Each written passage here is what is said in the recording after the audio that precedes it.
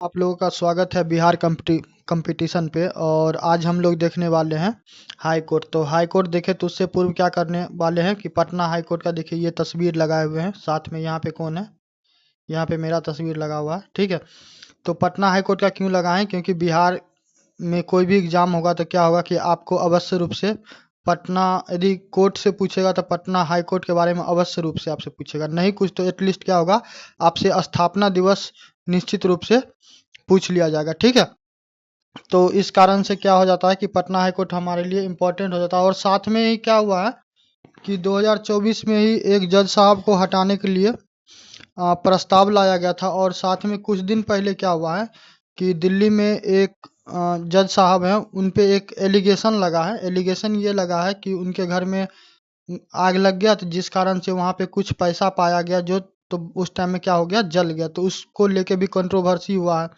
अब उसमें क्या सच्चाई है नहीं सच्चाई है, इस बात का जानकारी तभी मिलेगा जब क्या होगा कि जो कोर्ट है, कोर्ट के द्वारा क्या किया जाएगा, सुप्रीम कोर्ट के द्वारा जजमेंट दिया जाएगा। तभी पता चलेगा कि वो गिल्टी हैं या फिर नहीं है। ठीक है, तो पटना हाई कोर्ट के बारे में आप ये चीज़ जान लीजिए कि पटना हाई कोर्ट का यदि स्थापना पूछे तो पटना हाई कोर्ट का स्थापना कब कहिएगा, 9 फरवरी 1916, बस इतना याद रखिए।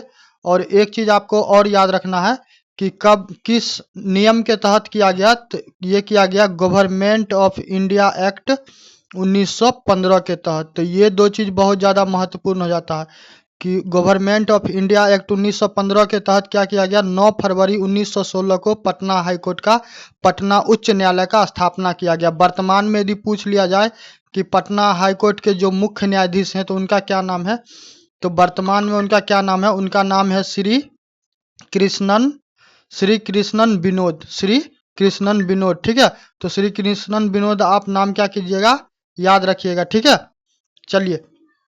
और पटना हाई कोर्ट एक कारण से और भी न्यूज में है, क्यों, क्योंकि आप लोगों को पता होगा कि जो 70वीं बीपीएससी का एग्जाम हुआ है तो उसमें जो भी कंट्रोवर्सी हुआ तो क्या किया गया, लास्ट में पटना हाई कोर्ट में क्या किया गया, वहां पे अपील किया गया। तो फिर कोर्ट के द्वारा ये बोला गया कि जहां जहां पे भी अनियमितता हुई थी, किसी भी प्रकार का यदि भ्रष्टाचार को पाया गया तो वहां पे मौका दिया गया।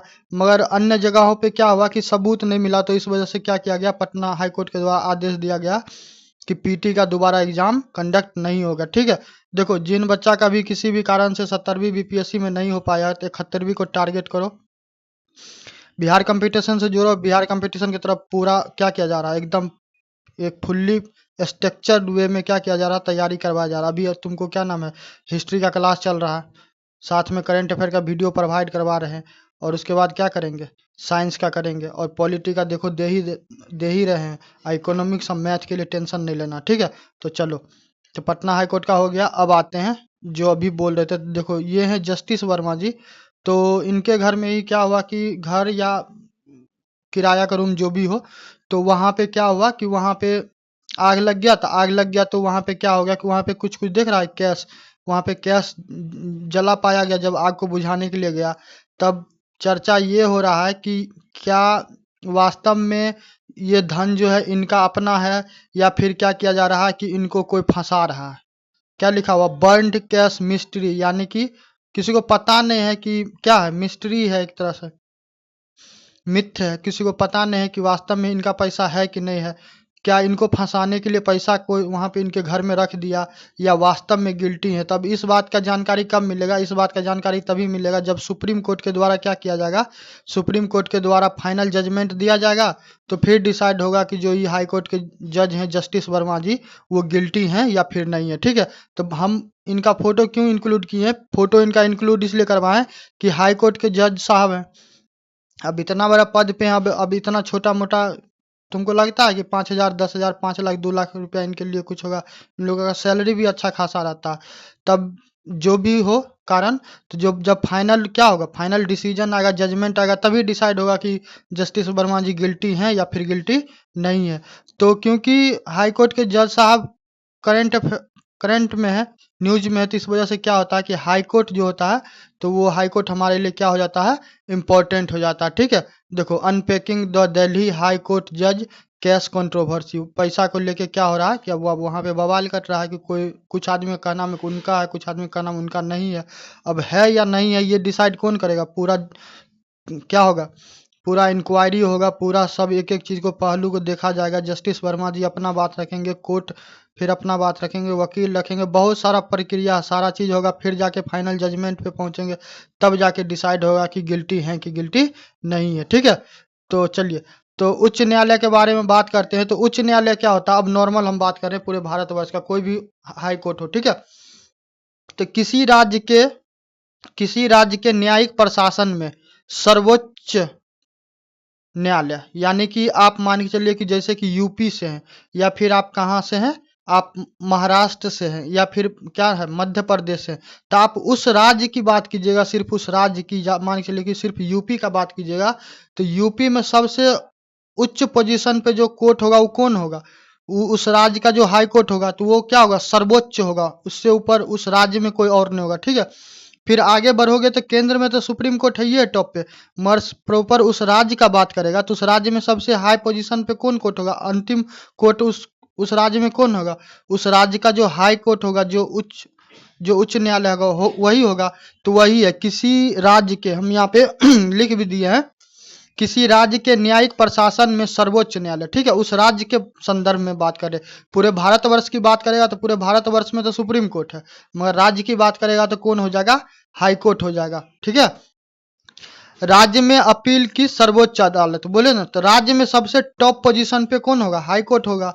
इनके द्वारा क्या किया जाता है, मौलिक अधिकार का गारंटर है। देखो जैसे सुप्रीम कोर्ट का जब हम वीडियो बना रहे थे तो उसमें हम बताए हुए थे, जो अनुच्छेद कितना है, अनुच्छेद 32 है, तो आर्टिकल 32 में बोला गया है क्या, वो रिमेडी है, उपचार है, यानी कि आपका क्या होता है कि मौलिक अधिकार किसी भी कारण बस किसी भी राज्य के द्वारा या फिर प्राइवेट एंटिटी के द्वारा क्या किया जाता है, आपके मौलिक अधिकार का हनन किया जाता है, तो आपको राइट है कि अनुच्छेद 32 के तहत क्या कीजिएगा, आप डायरेक्ट सुप्रीम कोर्ट जा सकते हैं। ठीक है, वहीं पे दूसरा बात भी हम बोले हुए थे कि सुप्रीम कोर्ट के अलावा अनुच्छेद 226 के तहत क्या कीजिएगा, आप चाहिए तो आप हाई कोर्ट के भी पास जा सकते हैं। ठीक है, कोई हार्ड एंड फास्ट रूल नहीं कि आप सुप्रीम कोर्ट ही जाइए, आप यदि चाहते हैं तो आप हाई कोर्ट भी जा सकते हैं। जैसे कोई बिहार का आदमी हो, उसका मौलिक अधिकार हनन होता है तो डायरेक्ट क्या करेगा, वो डायरेक्ट पटना हाई कोर्ट जा सकता है, वहां पे जाके जज साहब को अपनी समस्या को बताएगा, फिर अब क्या होगा कि जज साहब अपना जो होगा आदेश देंगे, फिर उसको जो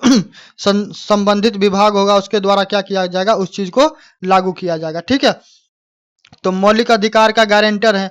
उसके बाद आता है कि भारत के संविधान का रक्षक है। देखो संविधान क्या है नहीं है, हम क्या जानते हैं, तुम क्या जानते हो, ये मायने नहीं रखता, मायने ये रखता है कि जो अल्टीमेटम है, जो सुप्रीम कोर्ट है या फिर जो हाई कोर्ट है या फिर जो भी न्यायिक प्रणाली में जो जो न्यायालय है, ठीक है, चाहे वो अधीनस्थ न्यायालय हो या फिर उच्च न्यायालय हो या सर्वोच्च न्यायालय, जो इनके द्वारा जो बात बोला जाएगा ना कि संविधान के बारे में, तो वही बात अल्टीमेटम सच होगा, बाद बाकी क्या है, बाद बाकी चीज का मान्यता नहीं है। क्योंकि कानून का वास्तव में जानकार ये लोग होते हैं, एक तो वकील होते हैं पहले पेशा से, फिर जाके वो बहुत सारा क्या होता है, बहुत सारा समय वो उनका उसमें इन्वेस्ट होता है, तो उनको एक एक चीज के बारे में बारीकी से क्या होता है उनको पता होता है। ठीक है, नेक्स्ट है कि भारतीय संविधान की व्याख्या। तो भारतीय संविधान में किसी सेंटेंस को लेके क्या होता है, कई बार वो हो जाता, कंफ्यूजन होता है। जैसे फंडामेंटल राइट, मौलिक अधिकार तो दिया गया है कि तुमको क्या करना है, कि तुम फ्री घूम सकते हो, किसी प्रकार का व्यापार कर सकते हो, तो इसका ये मतलब थोड़ी ना कि किसी कहीं घूम सकते हो मतलब कहीं चले गए कुछ करने लगे या कोई चीज का व्यापार करने लगे, तो ऐसा नहीं, उसमें क्या है, युक्ति युक्त प्रतिबंध लगा हुआ। ठीक है, कुछ क्या उसमें लिमिटेशन है, आपको यदि स्वतंत्रता दिया गया है तो उसका मतलब क्या है, उसका भी एक दायरा, ऐसा नहीं कि आप मुंह उठा के किसी को गरियाने उरियाने लगे, किसी को मारने पीटने लगे तो आप बोलिएगा कि मेरा फंडामेंटल राइट है, तो ऐसा नहीं होगा। ठीक है, आप अपना फंडामेंटल राइट को एक्सरसाइज कीजिए, मगर ये भी ख्याल रखना है कि किसी व्यक्ति को आप किसी प्रकार से क्या करिएगा, आप उसको हर्ट बिल्कुल नहीं कीजिएगा, आप उसको हानि बिल्कुल नहीं कीजिएगा, आप उसके भावनाओं को ठेस बिल्कुल नहीं पहुंचाइएगा। यदि आप इस प्रकार करते हुए पाए जाइएगा तो फिर क्या होगा, जो भी न्यायिक आप पे क्या होगा, उचित कार्रवाई आप पे किया जाएगा। ठीक है, तो अब आते हैं भारतीय संविधान में क्या प्रावधान है। तो भारतीय संविधान की बात करोगे तो भारतीय संविधान में भाग 6 में अनुच्छेद 214 से 231 अनुच्छेद में बताया गया है कि हाई कोर्ट होगा, उच्च न्यायालय होगा और उसका भिन्न भिन्न काम होगा। जैसे कि उनका संगठन होगा, उनको स्वतंत्रता दिया जाएगा, क्या उनका राइट्स होगा, क्या उनका क्षेत्र होगा, क्या उनको शक्तियां होगी और उनके द्वारा क्या प्रक्रिया किया जाएगा। तो हर एक पहलू को हम लोग एक एक करके देखते हैं, ठीक है। और अभी देखिए आपको बताएं, दिसंबर में दिसंबर कहते हैं 2024 में ही एक न्यूज था जिसमें हाईकोर्ट के जज साहब को हटाने का प्रस्ताव लाया गया था। और अभी दिल्ली में जो कहता है जस्टिस वर्मा जी को लेके जो केस कंट्रोवर्सी हुआ है, तो इस वजह से क्या हुआ कि करंट अफेयर में आ गया, तो इस वजह से ये टॉपिक और भी इंपॉर्टेंट हो जाता। कोई भी एग्जाम दो, ठीक है, तो उसमें क्या होगा कि हाई कोर्ट से समझ लो कि एक सवाल निश्चित रूप से बनना ही बनना, ठीक है। तो प्रादेशिक क्षेत्राधिकार का बात करते हैं। तो 1956 में प्रादेशिक क्षेत्राधिकार का मतलब समझे।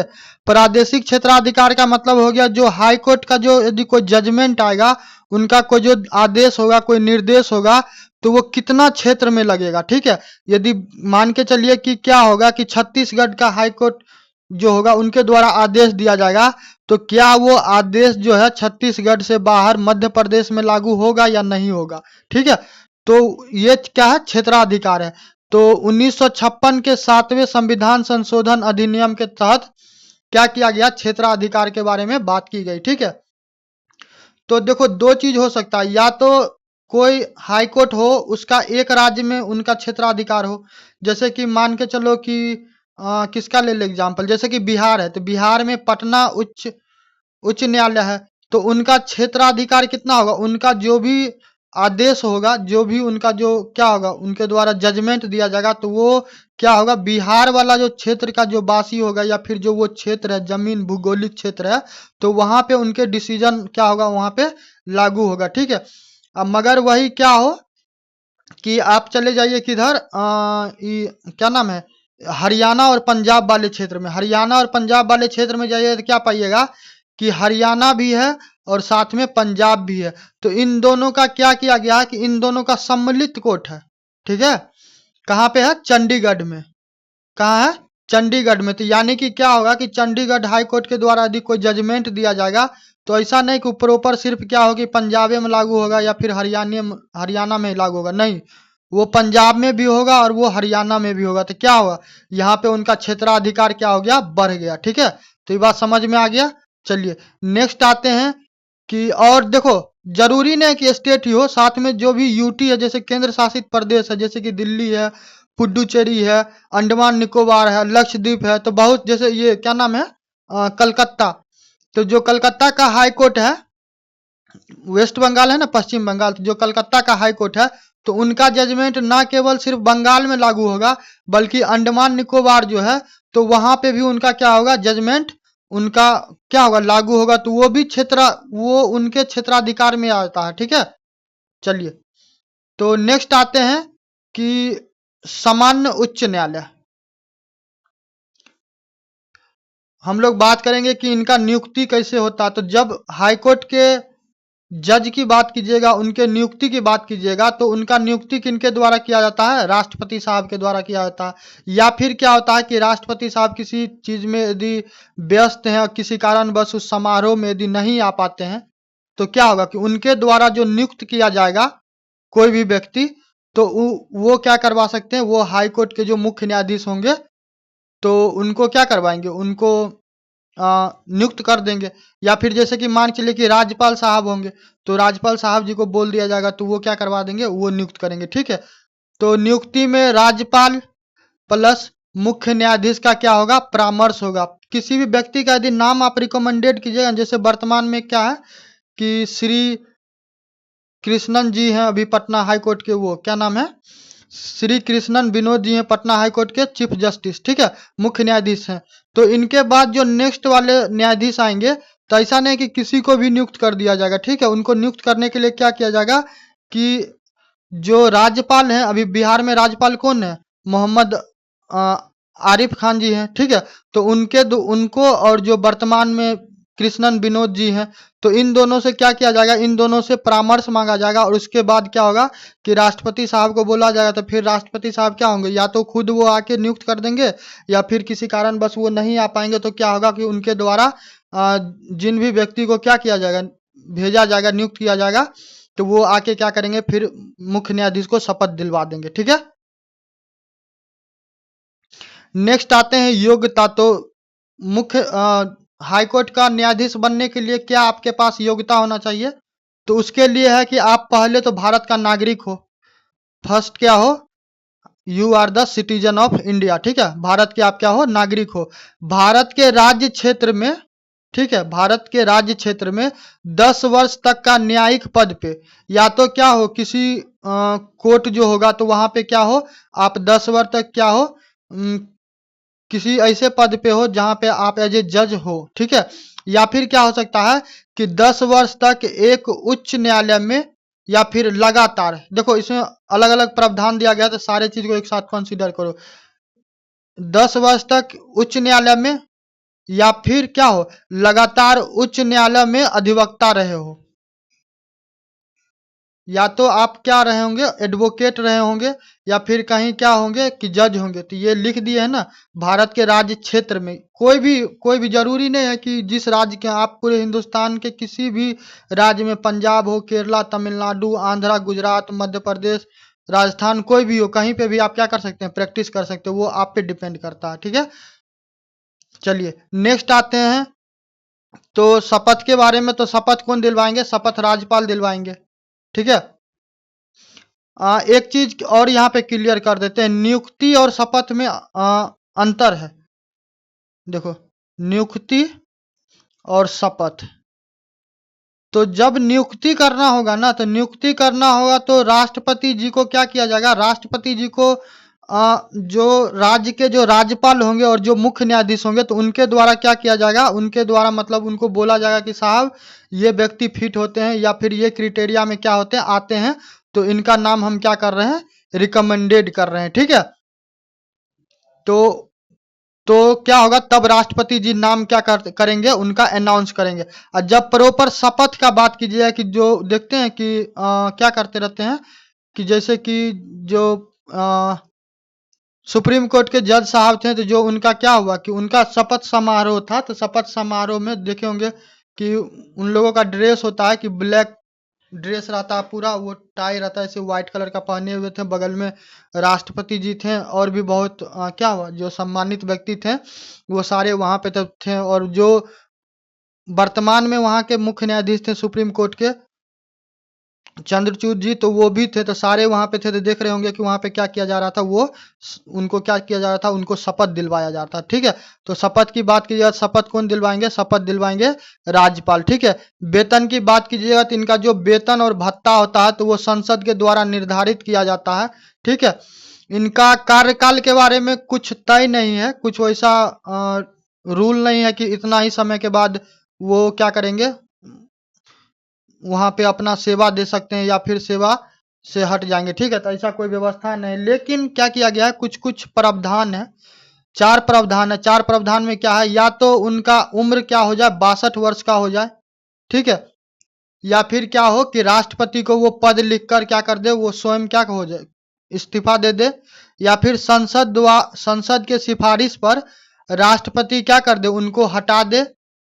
तो देखो, हटाने का मतलब ही नहीं होगा कि ऐसे ही संसद जाके संसद के द्वारा रिकमेंडेशन दे दिया जाएगा और क्या होगा, राष्ट्रपति हटा देंगे, ऐसा नहीं होता। उसके लिए क्या, उसके लिए प्रॉपर व्यवस्था बनाया गया। ठीक है, क्योंकि सुप्रीम कोर्ट जो है बिल्कुल क्या है, जो न्यायपालिका जो है, तो वो क्या नाम है, विधायिका से बिल्कुल अलग है। ठीक है, कोई भी एक दूसरे के क्षेत्र में अतिक्रमण नहीं करते हैं, सब अपने अपने डोमेन में काम करते हैं। ठीक है, तो सर्वोच्च न्यायालय के न्यायाधीश, और या फिर क्या हो कि वो सर्वोच्च न्यायालय के न्यायाधीश बन गए हो, तो ये 4 प्रावधान है। तो यही 4 प्रावधान के अनुसार क्या होता है, उनका कार्यकाल को डिसाइड किया जाता है। ठीक है, राष्ट्रपति कहते हैं, जब उनको हटाना हो मुख्य न्यायाधीश को, जो हाई कोर्ट के मुख्य न्यायाधीश हो, तो उनको हटाने का आदेश किनके द्वारा दिया जाएगा, उनको हटाने का आदेश दिया जाएगा राष्ट्रपति के द्वारा। पर ऐसा नहीं है कि राष्ट्रपति स्वयं से इनिशिएटिव लेके हटा देंगे, उनको सांसद के द्वारा बताया जाएगा, और सांसद के द्वारा बताया जाए तो उसके लिए प्रॉपर विधि और व्यवस्था बनाया गया है। तो क्या है कि जब यदि दुर्व्यवहार सिद्ध हो जाए, ठीक है, यदि कोई ऐसा उनके द्वारा कृत्य किया जाए, जो मुख्य न्यायाधीश होंगे हाई कोर्ट के, जो क्या होगा कि उनके पद पे या फिर उनका जो बिजनेस रूल है, ठीक है, उसमें वो चीज फिट नहीं होगा, वहां पे क्या हो जाएगा, असंवैधानिक हो जाएगा, ठीक है ना। तो वहां पे क्या होगा, तो इस ग्राउंड पे उन पे क्या किया जाता है, फिर उनको हटाने का प्रक्रिया चालू किया जाता है, ठीक है। या फिर वो क्या हो, अक्षमता हो, अक्षमता का तात्पर्य क्या होगा, या तो उनका स्वास्थ्य खराब हो जाए, या फिर कोई भी और उनका पर्सनल रीजन हो, और भी बहुत सारा कारण हो जिस वजह से क्या हो कि वो उस ड्यूटी को परफॉर्म करने के लिए फिट नहीं हो, तो क्या होगा, तो ये भी ग्राउंड बनता है, ठीक है। तो यही दो ग्राउंड है जिस ग्राउंड पे आप क्या कर सकते हैं कि जो हाईकोर्ट के मुख्य न्यायाधीश हैं उसको आप हटाने का जो आगे का क्या होता प्रक्रिया होता है उसको आप चालू कर सकते हैं, ठीक है। सुप्रीम कोर्ट जब हम पढ़ा रहे थे सर्वोच्च न्यायालय के बारे में, तो वहां पे भी हम न्यायाधीश जांच अधिनियम तीन तीन को जो हुआ था, तीनों के बारे में बताए थे, और यहाँ पे भी शॉर्ट में बता दे रहे हैं। देखो, पहला न्यायाधीश जांच अधिनियम 1968 में आया, ठीक है। तो वहां पे ये बोला गया कि परामर्श लिया जाएगा, जब अभी बताए थे ना क्या मुख्य न्यायाधीश को नियुक्त करने से पहले क्या होगा कि राष्ट्रपति को बताया जाएगा किनके द्वारा, क्या नाम है, गवर्नर के द्वारा, और साथ में चीफ जस्टिस जो होंगे हाई कोर्ट के, तो उनके द्वारा, ठीक है। बाद में सुप्रीम कोर्ट के द्वारा ये बोला गया, सेकेंड न्यायाधीश, सेकेंड वाला जो हुआ, सेकेंड न्यायाधीश वाला जो आया, तो उसमें फिर सुप्रीम कोर्ट के द्वारा क्या बोला गया कि जो परामर्श है, तो परामर्श का मतलब ये मत समझिएगा कि सिर्फ विचार हो रहा, ठीक है। परामर्श का मतलब क्या करना है कि सहमति की तरह लेना, ठीक है। तो सुप्रीम कोर्ट को, मतलब सुप्रीम कोर्ट को जब जब जो सही लगा तो वो अपने हिसाब से क्या करते गए, चीजों को करते गए, ठीक है। तो प्रथम क्या हुआ कि न्यायाधीश जांच अधिनियम 1968 जो है, तो उसमें यह बोला गया है कि लोकसभा में यदि आप प्रस्ताव लाते हैं मुख्य न्यायाधीश को हटाने के लिए, तो आप क्या कीजिए, कम से कम 100 सदस्य के द्वारा हस्ताक्षरित हो, ठीक है। यानी कि 100 जो एमपी होंगे, मेंबर ऑफ पार्लियामेंट होंगे, वो लिख के देंगे, वो प्रस्ताव करेंगे। जो लोकसभा के क्या होंगे, अध्यक्ष होंगे, वर्तमान में कौन है, ओम बिरला जी हैं, तो उनको 100 सदस्य लिख के देंगे कि साहब हम क्या कर रहे हैं, इस हाई कोर्ट के जो मुख्य न्यायाधीश हैं उनको हटाने का प्रक्रिया हम ला रहे हैं, ठीक है, यानी कि हम प्रस्ताव दे रहे हैं, ठीक है। यदि मान के चलिए कि लोकसभा में आप नहीं लाए, आप राज्यसभा में यही चीज करना चाहते हैं, प्रस्ताव लाना चाहते हैं, तो राज्यसभा में कम से कम क्या हो, कम से कम 50 सदस्य हो राज्यसभा के, वो क्या करेंगे, उनका क्या होगा, उस पर हस्ताक्षर होगा। और जो राज्यसभा के सभापति होते हैं, राज्यसभा के सभापति कौन होते हैं, राज्यसभा के सभापति होते हैं उपराष्ट्रपति, और वर्तमान में कौन है, जगदीप जी धनखड़, ठीक है। तो उनको क्या किया जाएगा, उनको प्रस्ताव दिया जाएगा, ठीक। उसके बाद क्या होगा, और देखो एक चीज और है, उन पे डिपेंड करता, चाहे लोकसभा के अध्यक्ष हो या फिर राज्यसभा के अध्यक्ष हो, उन पे डिपेंड करता है कि वो आपके द्वारा प्रस्ताव जो दिया गया उसको वो एक्सेप्ट करेंगे या फिर एक्सेप्ट नहीं करेंगे, ठीक है। वहां पे कोई जोर जबरदस्ती नहीं है कि हम दिए हैं तो आपको लेना ही पड़ेगा, तो ऐसा कोई विधि व्यवस्था नहीं है, ठीक है। नेक्स्ट आते हैं कि जब ये सारा प्रक्रिया हो जाएगा तो 3 सदस्य समिति का क्या किया जाएगा, गठन किया जाएगा। और उस 3 सदस्य समिति में कौन होंगे, एक तो सुप्रीम कोर्ट के चीफ जस्टिस होंगे, जो मुख्य न्यायाधीश होंगे वो स्वयं होंगे, जो फिर एक हाई कोर्ट के मुख्य न्यायाधीश होंगे, और तीसरा एक व्यक्ति होंगे जो क्या होंगे, विधि के बहुत बड़े जानकार हो सकते हैं, ठीक है। तो ये 3 व्यक्ति इसमें क्या होंगे, शामिल होंगे उस समिति में। उसके बाद जो बिल जो या तो आप राज्यसभा में 50 मेंबर जो आपको सपोर्ट किया था उनके द्वारा ला रहे हैं, या फिर जो लोकसभा में 100 मेंबर सपोर्ट किया उसके द्वारा ला रहे हैं, तो वो बिल क्या होना चाहिए, कम से कम 50%, कितना, 50% प्लस 2/3 जो मतदान के लिए उपस्थित होंगे, तो उनका क्या हो, 2/3 जो होंगे तो उनका सहमति हो, तब जाके क्या होगा, वो बिल को पास माना जाएगा, ठीक है। उसके बाद आते हैं, फिर क्या होगा, फिर राष्ट्रपति अपना आदेश देंगे, उसके बाद क्या होगा कि हाईकोर्ट के जज साहब को रिमूव कर दिया जाएगा, ठीक है।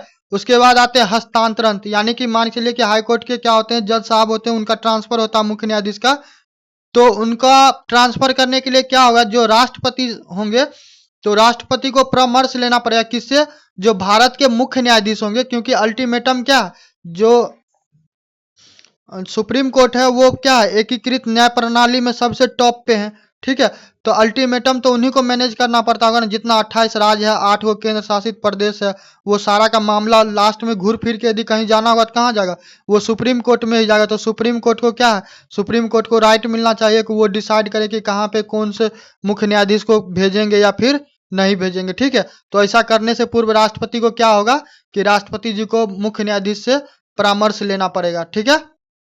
चलिए नेक्स्ट आते हैं कार्यवाहक, अपर एवं सेवानिवृत्त न्यायाधीश। तो क्या होता कि जब उनका कार्यकाल पूरा हो जाता है तो फिर तो वो हो जाते हैं, रिटायर हो जाते हैं या फिर वो अपने पद को वहां से छोड़ देते हैं, ठीक है। तो कई बार क्या होता है कि कोरम वगैरह नहीं रहता है, तो फुल कोरम बताते हैं, कोरम फुल नहीं रहता तो क्या होता है कि वहां पे जज साहब का कमी होता है, तो उनको फिलहाल क्या कर लिया जाता है, जो पूर्व में रहते हैं जो मुख्य न्यायाधीश या फिर अन्य न्यायाधीश, तो उनको बोला जाता है कि आप क्या करें कि थोड़ा दिन के लिए आके क्या कीजिए, थोड़ा सा सहयोग कर दीजिए। तो कार्यवाहक मुख्य न्यायाधीश जो बनेंगे, तो जो कार्यवाहक मुख्य न्यायाधीश बनेंगे वो क्या होंगे, मुख्य न्यायाधीश पद का यदि पद जो रिक्त होगा, खाली होगा, किसी कारण से क्या होगा कि अब मान चले कि जो पटना के हाई कोर्ट के जो चीफ जस्टिस हैं, जो मुख्य न्यायाधीश हैं, अब किसी कारण से वो उन क्या हुआ कि वो पद रिक्त हो गया, तो क्या किया जाएगा, कार्यवाहक यानी कि कुछ समय के लिए क्या किया जाएगा, वहां पे उस पद को तो खाली नहीं छोड़ा जाएगा, ठीक है। तो नए मुख्य न्यायाधीश का वहां पे क्या किया जाएगा, उनका नियुक्ति किया जाएगा, ठीक है। नेक्स्ट आते हैं अस्थायी रूप से यदि अनुपस्थित हो जाए, यदि मान के लिए कि किसी कारण से मुख्य न्यायाधीश जो पटना के हाई कोर्ट के, हम देखिए ये एग्जाम्पल के लिए बोल रहे हैं, ठीक है, सिर्फ समझने के लिए बोल रहे हैं। तो वो किसी कारण से मान के लिए कि क्या हुआ कि 5 दिन 10 दिन का किसी कारण से छुट्टी ले लिए, जो भी उनका पर्सनल मैटर हो, तो क्या होगा उस स्थिति में भी क्या किया जाएगा कि कार्यवाहक मुख्य न्यायाधीश का वहां पे क्या किया जाएगा, नियुक्ति किया जाएगा, ठीक। उसके बाद क्या हो कि जो हाई कोर्ट के जज हो, किसी भी कारण से यदि कर्तव्य का पालन करने में क्या हो, असमर्थ हो, असमर्थ बहुत तरीका से हो सकता है, उनका स्वास्थ्य खराब हो सकता है, वो अपने इच्छा से जॉब छोड़ सकते हैं, और भी बहुत सारा, या फिर किसी कदाचार में पाए गए होंगे, या फिर जो उनका जो पद है उसके लिए क्या हो कि कुछ ऐसा कृत्य हुआ हो जो उनके पद को शोभा नहीं देता है, कदाचार में आता है, तो ये सब ग्राउंड होगा, तो क्या होगा कि फिर भी वहां पे क्या किया जाएगा कि कार्यवाहक मुख्य न्यायाधीश का नियुक्ति किया जाएगा, ठीक है। उसके बाद है, चलिए कार्यवाहक हो गया, तो उसके बाद है कि इस पद के लिए जो व्यक्ति होगा तो योग्य कौन होगा, किस व्यक्ति को, किसी को तो नहीं, मतलब क्या कीजिएगा, किसी को तो नहीं उठा के वहां पे ला के रख दीजिएगा, क्योंकि उसके लिए क्या है कि उनको कानून का, कोर्ट के क्या जो प्रोसीडिंग वगैरह होता है, जो वहाँ का व्यवस्था होता है, जो नियम कानून है उसको जानना चाहिए, तो उसी व्यक्ति को लाएगा, नहीं तो किसी को तो नहीं वहां पे ला के बैठा देगा। तो जो कार्यवाहक जो न्यायाधीश होंगे, तो क्या हो कि वो विधि के योग्य व्यक्ति हो, यानी कि क्या हो, वास्तव में वो क्या हो, विधि को जानते हो, वो अनुपस्थित नहीं हो या फिर असमर्थ नहीं हो, मतलब क्या वो शारीरिक रूप से, मानसिक रूप से, दिमागी रूप से क्या हो, सब चीज से वो स्वस्थ हो, ठीक है, तभी तो आप उनको दीजिएगा। उसके बाद है मुख्य न्यायाधीश क्या हो, अस्थायी रूप से वो क्या किए जाते हैं, अस्थायी रूप से उनको नियुक्त किया जाता है। आप परमानेंट नहीं बोला गया, क्या हुआ कि वर्तमान में किसी कारण बस से क्या हुआ कि सीट वैकेंट है, तो आपसे आग्रह किया गया है, तो आप यदि चाहिएगा तो क्या कीजिएगा, आप आके सेवा दे सकते हैं।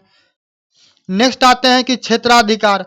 तो क्षेत्राधिकार और शक्ति, क्षेत्राधिकार तो हम शुरू में बता दिए, फिर भी अभी बताते हैं।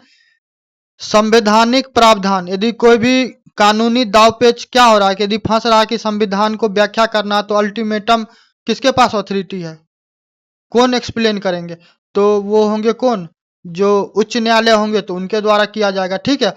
पत्र पेटेंट, कोई चीज है, अब मान के लो कि बिहार कंपटीशन है, तो हम कब भविष्य में क्या होगा, लोगो बनाएंगे, अब उस पर कोई और क्लेम कर देगा तो क्या होगा, कहाँ हमको जाना पड़ेगा, वही पटना हाई कोर्ट जाना पड़ेगा, वहां पे बोलेंगे, ठीक है।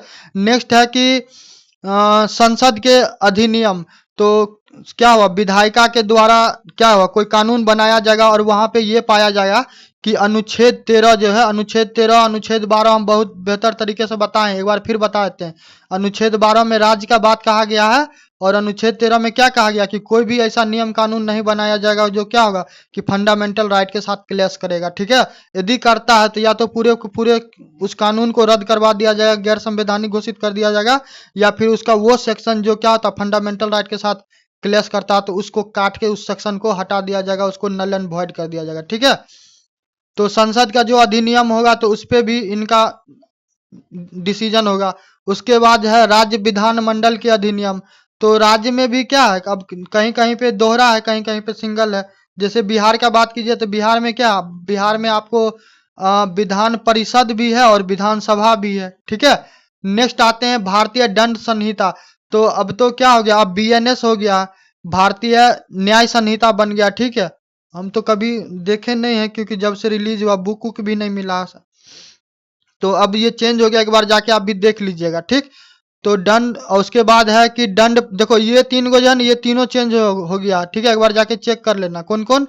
भारतीय दंड संहिता 1860, दंड प्रक्रिया संहिता 1973 और सिविल प्रक्रिया संहिता 1908। तो सब में क्या हुआ कि देखो, सब में नहीं, ई दुगो बदला, कौन, भारत दंड संहिता 1860 और दंड प्रक्रिया 1973, तो सब में बदलाव हुआ। और एक साक्ष्य वाला था तो उसमें भी बदलाव हुआ है, ठीक है। जिसको आईपीसी सीआरपीसी पढ़ते होगे या सुनते होगे, धारा कहते थे ना, सेक्शन, तो उसमें क्या हुआ, अब वो बीएनएस में चला गया, ठीक। तो वो देख लेते, इन सारे चीज पे क्या है, इनका क्षेत्राधिकार है।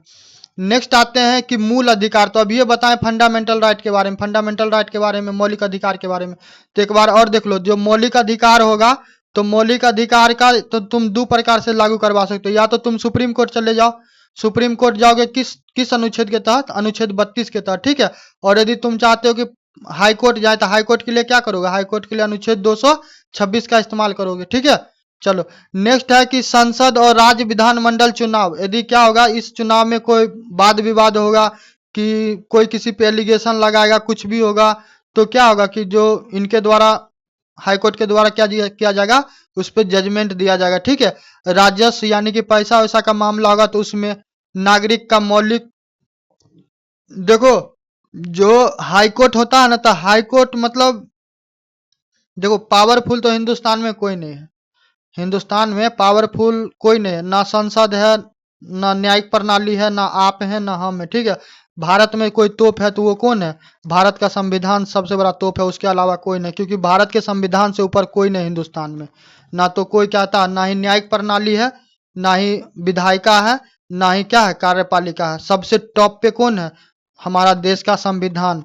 और हमारा देश का संविधान क्यों सबसे टॉप पे है, क्योंकि हम लोग क्या करते हैं, हम लोग उसका सम्मान करते हैं, हम लोग चाहते हैं, बस इसलिए क्या है, हमारा देश का संविधान सबसे ऊपर है। तो देश में सबसे ऊंचा स्थान किसी का है, किसका है, भारतीय संविधान का। लेकिन क्या जब क्षेत्राधिकार और काम का बात करोगे, शक्ति के बारे में हम एक दो बार बताए हुए, तो एक बार अभी फिर शक्ति वास्तव में वो नहीं है, पावर, ऊर्जा, एनर्जी, करेंसी नहीं है। शक्ति का तात्पर्य क्या होता है, शक्ति का तात्पर्य होता है कि आपको कितना सारा काम दिया है। अब जैसे हम ही है, हमको खाली ये बोल दिया जाए कि तुम वीडियो रिकॉर्ड कर लो, चल जाओ, ठीक है।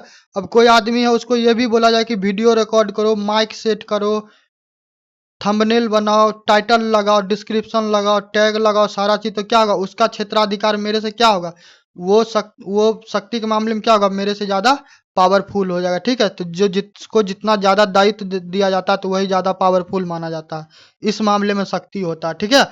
तो क्या किया जाएगा, संविधान का यदि व्याख्या की बात कीजिएगा तो संविधान का व्याख्या भी करते हैं। और उसके बाद आते हैं सिविल क्षेत्राधिकार। तो सिविल क्षेत्राधिकार की बात कीजिएगा तो 4 कोर्ट है जिसको क्या किया गया, 4 कोर्ट है जिसको क्या किया गया है, सिविल क्षेत्राधिकार दिया गया, ठीक। जो कौन कौन है, एक तो कलकत्ता, दूसरा बम्बई, तीसरा मद्रास और चौथा दिल्ली, ठीक है। कलकत्ता के बारे में सुने होंगे कि 1773 में जो रेगुलेटिंग एक्ट आया हुआ था, तो उस टाइम में क्या हुआ था कि उस टाइम में कलकत्ता में जो हाई कोर्ट है, जो उसका क्या किया गया था, उसका स्थापना किया गया, क्योंकि उस टाइम में जो बंगाल के गवर्नर जनरल थे वारेन हेस्टिंग थे, तो वही क्या थे, वो अल्टीमेट थे, क्योंकि जो मद्रास प्रेसिडेंसी था और जो बम्बई प्रेसिडेंसी था, तो दोनों को क्या कर दिया गया कि बंगाल प्रेसिडेंसी के अधीन कर दिया गया था, ठीक है। तो ये सब चीज यदि पढ़ना है तो क्या कीजिए, आप पॉलिटी वाले शुरू का जो सेक्शन हम पढ़ाए हुए वहां पे जाके देखिए, इंट्रोडक्शन में पूरा हिस्ट्रिकल बैकग्राउंड अच्छे से समझाए, ठीक है। नेक्स्ट आता है रीट। तो अभी बताएं कि फंडामेंटल राइट का बात कीजिएगा तो क्या है, अनुच्छेद 226 के तहत यदि आपके मौलिक अधिकार का हनन होता तो, और देखो सुप्रीम कोर्ट के मामले में नहीं, यहाँ पे हाई कोर्ट को क्षेत्राधिकार ज्यादा है। क्यों? क्योंकि यदि तुम्हारा फंडामेंटल राइट का कोई हनन करता है तब तो तुम सुप्रीम कोर्ट में जा ही सकते हो, मगर जब सामान्य कानून का बात होगा तो तुम ऐसा नहीं कि सुप्रीम कोर्ट में जाके दरवाजा खटखटाने लगो। अब क्या है कि अनुच्छेद डीपीएसपी है उसमें कहा गया है कि मुफ्त शिक्षा हो, भोजन हो, अच्छा कार्यस्थल हो, महिलाओं का क्या हो, पार्टिसिपेशन हो, समान काम का समान वेतन हो, पशु पक्षी का क्या करना, रक्षा करना। तब तुम क्या करोगे, जाके सुप्रीम कोर्ट में क्या किए, पीआईएल डाल दिए, फिर या फिर स्टेट के अगेंस्ट में एफआईआर करवा दिए कि वो डीपीएसपी को फॉलो नहीं कर रहा। तो फिर क्या होगा कि वहाँ पे हाई कोर्ट, वहाँ पे सुप्रीम कोर्ट बोलेंगे कि उसके पास संसाधन नहीं है, तो फिर आप जबरदस्ती कैसे उसे करवा सकते हैं, ठीक। मगर यही सामान्य कानून का यदि किसी प्रकार से क्या होता है कि सामान्य कानून का यदि किसी प्रकार से स्टेट वाले में आप जाओगे, हाई कोर्ट में जाओगे, तो क्या होता है कि हाई कोर्ट वहां पे उस मामले को देख सकती है, ठीक है। एक सेकंड रुक जाओ।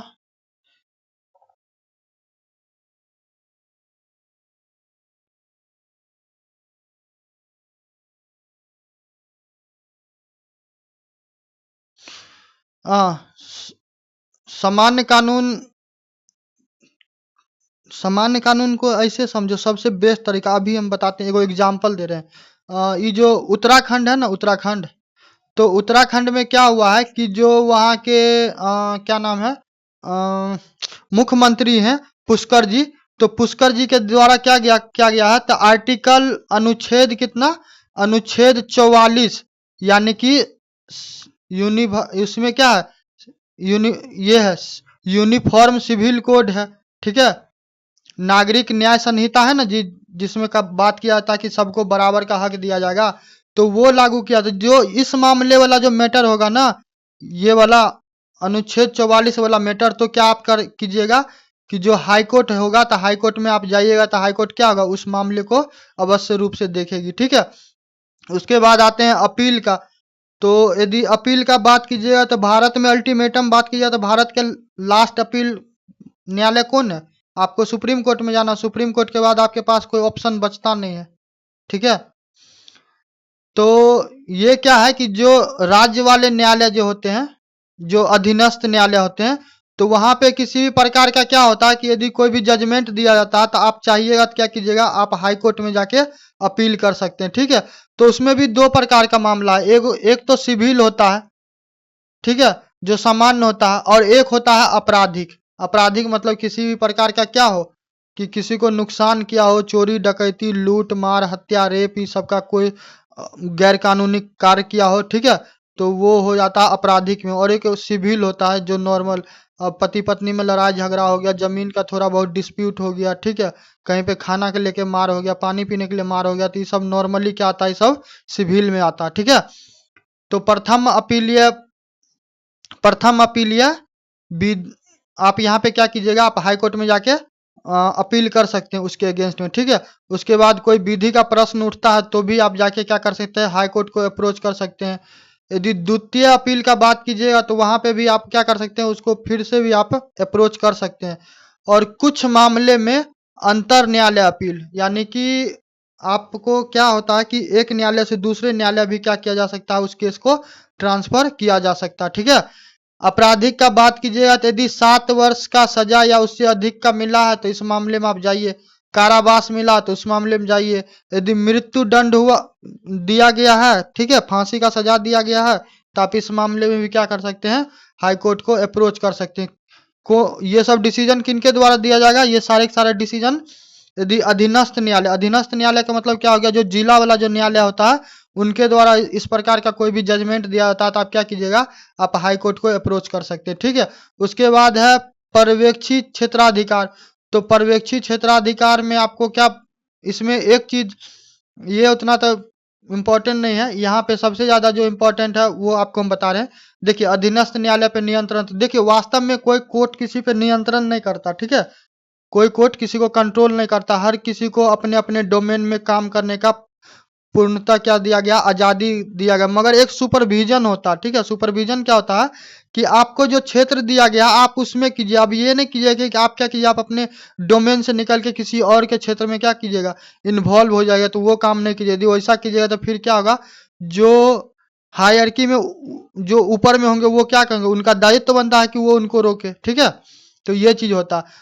तो ये क्या है, ये रिकॉर्ड की एक अदालत है। देखिए, कोई भी हाई कोर्ट हो, सुप्रीम कोर्ट हो, इनके द्वारा कोई जो जजमेंट दिया जाता है ना, जो उनके अधीनस्थ न्यायालय होते हैं ना, तो उनपे उस बात को क्या किया जाता है, कोर्ट किया जाता है, और उनके बात को बोला जाता है कि सुप्रीम कोर्ट के द्वारा क्या किया गया था, इस मामले में ये बात इस प्रकार का जजमेंट दिया गया है। तो आपसे भी क्या किया था, आशा किया था कि आप भी उससे जुड़ा हुआ संबंधित दीजिएगा, उससे इतर नहीं दीजिएगा। ठीक है, तो ये क्या है, तो ये सारा चीज रिटर्न में लिखा हुआ एकदम रखा जाता है साक्ष्य के रूप में। बाद में आप इसको क्या कर सकते हैं, इसको कोट कर सकते हैं, मतलब इस चीज को आप बता सकते हैं कि सुप्रीम कोर्ट तो इस मामले में इस प्रकार के जजमेंट दिए, तो फिर आप इस मामले में इस प्रकार का जजमेंट कैसे दे रहे हैं।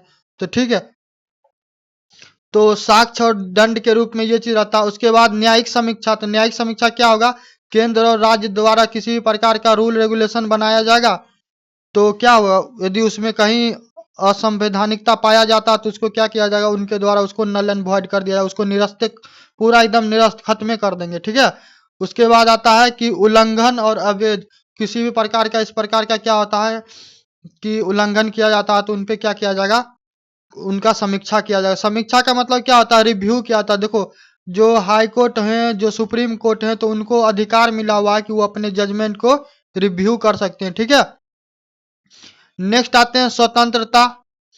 तो इनको स्वतंत्रता तो जरूरी है, तभी तो ये अपना ड्यूटी क्या होंगे, बिल्कुल फियरलेस होके एकदम बिल्कुल निडर होके क्या करेंगे, वो अपना दायित्व का निर्वहन करेंगे। तो इनकी नियुक्ति का जो तरीका बतेवे किए कि कैसे किया जाता है।